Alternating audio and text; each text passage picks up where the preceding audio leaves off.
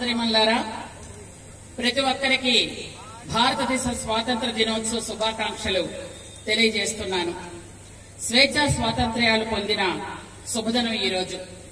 జాతిపిత మహాత్మా గాంధీ, సుభాష్ చంద్రబోస్, భగత్ సింగ్, అల్లూరి సీతారామరాజు వంటి ఎంతో మంది మహానుభావుల త్యాగఫలం ఈ స్వాతంత్ర దినోత్సవం.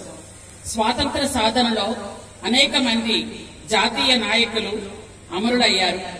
అమరులైన మహానుభావులు అందరికీ నా హృదయపూర్వక నివాళులు అర్పిస్తున్నాను. మహానుభావుల త్యాగాలు, వారి ఆశయాలు వృధా కాకూడదు.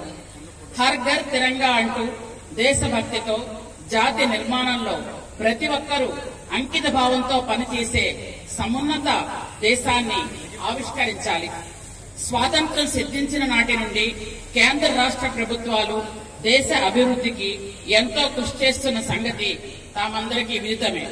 ఇందులో భాగంగా రాష్ట్ర ప్రభుత్వం అభివృద్ధి, సంక్షేమ రంగాలను రెండు కళ్లుగా భావిస్తూ ముఖ్యంగా పేదరిక నిర్మూలన దిశగా అనేక సంక్షేమ కార్యక్రమాలను అమలు చేస్తున్న సంగతి అందరికీ తెలిసిందే. రాష్ట్ర ప్రభుత్వం గత ఏడాది కాలం దిగ్విజయంగా ప్రజలకు మంచి పాలన అందిస్తూ సుపరిపాలనలో తొలి అడుగు వేయటం జరిగింది. రాష్ట్రంలో స్వర్ణాంధ్ర విజన్ ప్లాన్ 2047 ను రూపొందించుకొని 2029 సంవత్సరం నాటికి జీరో పావర్టీకి మొదటి అడుగు పడాలనే ఆశయంతో రాష్ట్ర ప్రభుత్వం పనిచేస్తుందని తెలియజేస్తున్నాను.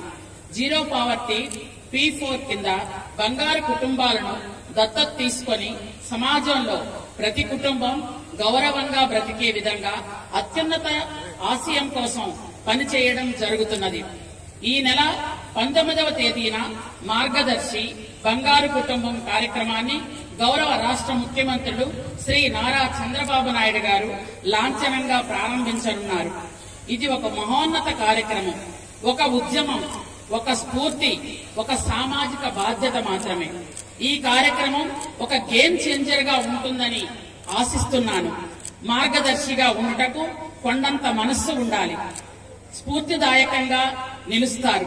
సాలూరు మండలం జిల్లేడు వలస పంచాయతీ కార్యదర్శిగా పనిచేస్తున్న శ్రీ కె శ్రీనివాసరావు 3 కుటుంబాలను దత్తత తీసుకొని మార్గదర్శిగా ముందుకు రావడం ఎంతో అభినందనీయం. సమాజం మనకు మంచి గౌరవం, మంచి జీవితం అందించింది. మనం కూడా సమాజానికి తిరిగి ఇద్దాం. Give back to society. వారి భద్రతపై ప్రతి ఒక్కరూ, ముఖ్యంగా యువత అప్రమత్తంగా ఉండాలి. ఒక వ్యక్తి కుటుంబానికి దూరమైతే ఆ కుటుంబం పడే వేదన అంతా ఇంతా కాదు. అదేవిధంగా మత్తు, మారక ద్రవ్యాలకు యువత దూరంగా ఉండాలని కోరుతున్నాను.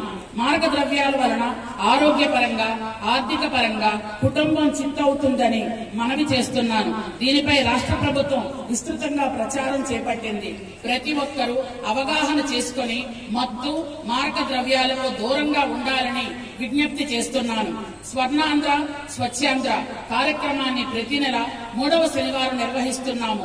జిల్లా వ్యాప్తంగా పరిశుభ్రమైన పరిసరాలు నెలకొల్పి ఆరోగ్యానికి, ఆహ్లాదానికి నిర్ణయాలుగా మార్చుకుంటకు ముందుకు రావాలని కోరుతున్నాను.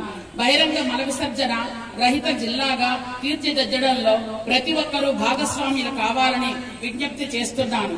ఎవరికైనా మరుగుదొడ్లు అవసరమైతే వారికి వెంటనే మంజూరు చేయుటకు ప్రభుత్వం సిద్ధంగా ఉందని నేను వినియోగదారులకు తెలియజేస్తున్నాను. గౌరవ ముఖ్యమంత్రి వర్యుల ఆలోచన విధానానికి, వారి స్ఫూర్తికి, వారి ముందు చూపుకి యావత్ ఆంధ్రప్రదేశే సెల్యూట్ చేస్తోంది. వారి కార్యదక్షత, పట్టుదల అందరిలో ఉండాలని మనస్ఫూర్తిగా కోరుతున్నాను. ఒక సామాన్య గిరిజన కుటుంబంలో పుట్టిన నేను, మీలో ఒకరిగా, ఒక ఉపాధ్యాయురాలుగా అక్కడ కూర్చున్న నేను ఈ రోజు నన్ను అత్యుత్తమ గౌరవమైన ఈ మువ్వన్న జెండాలను ఎగరవేసే అదృష్టాన్ని ప్రసాదించిన గౌరవ ముఖ్యమంత్రి వర్యులు నారా చంద్రబాబు నాయుడు గారికి నా హృదయపూర్వక పాదాభివందనాలు తెలియజేస్తున్నాను. గిరిజనుల కష్టాలు చూసి చెలించిపోయి బాధపడుతున్న నాకు గిరిజన శాఖ ద్వారా నా గిరిజనుల కష్టాలు తీర్చగలిగే అవకాశాన్ని, అదృష్టాన్ని కల్పించిన ముఖ్యమంత్రి వర్యులకు సర్వదా మా గిరిజనుల తరపున హృదయపూర్వకంగా కృతజ్ఞతలు తెలియజేస్తున్నాను. ఇది మన ప్రభుత్వం, పేదల ప్రభుత్వం, ప్రజల ప్రభుత్వం. ఇది మంచి ప్రభుత్వం. జిల్లాలో అనేక కార్యక్రమాలు అమలు చేస్తున్నప్పటికీ కొన్ని మాత్రమే తామందరికీ నేను వివరించగలిగాను. జిల్లాలో అభివృద్ధి సంక్షేమం కార్యక్రమాలను శాంతి భద్రతలను చక్కగా అమలు చేస్తున్న జిల్లా యంత్రాంగానికి హృదయపూర్వకంగా అభినందన తెలియజేస్తున్నాను. ఇదే స్ఫూర్తి, ఇదే అంకిత భావంతో పనిచేస్తూ జిల్లా సంపూర్ణ అభివృద్ధికి ప్రతి ఒక్కరూ కృషి చేయాలని కోరుతున్నాను. జిల్లా సర్వతోముఖాభివృద్ధికి సహకరిస్తున్న ప్రజలకు, ప్రజా ప్రతినిధులకు, స్వచ్ఛంద సేవా సంస్థలకు, ఉద్యోగులకు, అధికారులకు, యువతకు, మహిళలకు, మీడియా ప్రతినిధులకు ధన్యవాదాలు తెలియజేస్తూ జిల్లాను ప్రగతి పదంలో నడుపుతున్న ఎప్పటి వలె అందరి సహాయ సహకారాలు అందించమని కోరుతూ జై హింద్, జై ఆంధ్రప్రదేశ్.